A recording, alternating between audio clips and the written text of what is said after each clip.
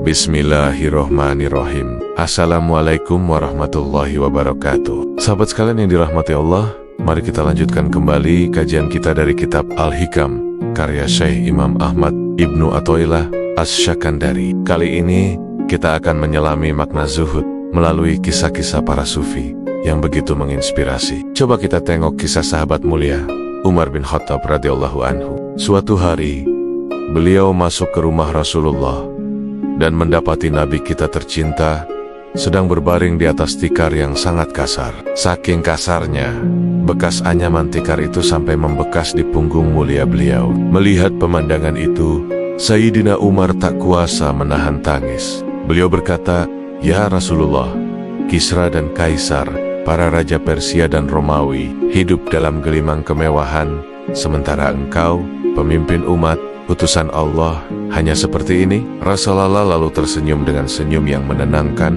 dan bersabda, "Wahai Umar, apakah engkau tidak ridha bila dunia ini untuk mereka dan akhirat kelak untuk kita?" Jawaban yang begitu dalam menunjukkan betapa dunia ini tak ada artinya di mata beliau dibandingkan akhirat. Ada pula kisah menakjubkan dari Ibrahim bin Adham, seorang raja yang rela meninggalkan singgasana, kemewahan, dan kekuasaannya demi mencari Allah.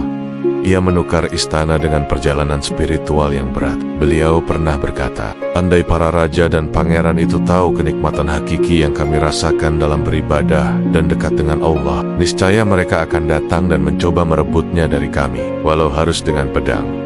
Dari kisah-kisah ini, kita mulai paham bahwa zuhud bukanlah tentang menjadi miskin. Ini adalah kesalahpahaman yang sering terjadi. Banyak yang mengira orang zuhud itu harus kompeng-kemping dan tidak punya apa-apa. Bukan seperti itu. Zuhud adalah meletakkan dunia di tangan, bukan memasukkannya ke dalam hati. Lihatlah sahabat Abu Bakar Asy-Syiddiq radhiyallahu anhu. Beliau adalah seorang saudagar yang sangat kaya, seorang pebisnis sukses, tapi hatinya begitu zuhud. Ketika seruan jihad datang, beliau infakkan seluruh hartanya tanpa ragu. Begitu pula dengan Abdurrahman bin Auf radhiyallahu anhu, salah satu sahabat terkaya. Namun kekayaannya hanya menjadi sarana untuk beramal, bukan tujuan akhir hidupnya. Imam Ahmad bin Hambal memberikan definisi yang indah. Orang zuhud adalah orang yang ketika dunia datang kepadanya, ia bersyukur, dan ketika dunia pergi darinya, ia bersabar. Intinya adalah ketidakbergantungan hati pada materi. Lalu, bagaimana kita bisa menerapkan konsep zuhud di zaman modern yang serba materialistis ini? Caranya sederhana. Bekerjalah dengan giat, carilah rezeki yang halal dengan profesional. Tapi jangan pernah jadikan harta dan jabatan sebagai tujuan utama hidupmu. Jadikan itu semua sebagai alat untuk mencapai ridha Allah.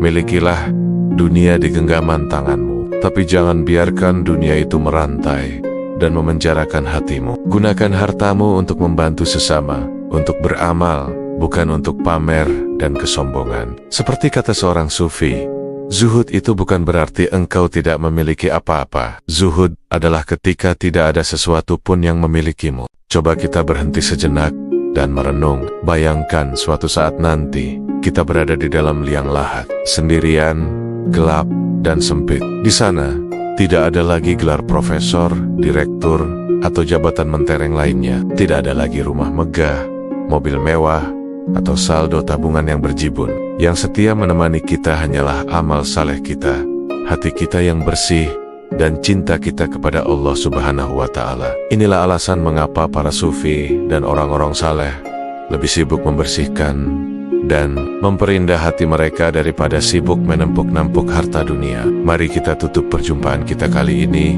dengan berdoa bersama. Wahai Allah, jadikanlah dunia ini berada di tangan kami, dan jangan engkau biarkan ia masuk menguasai hati kami.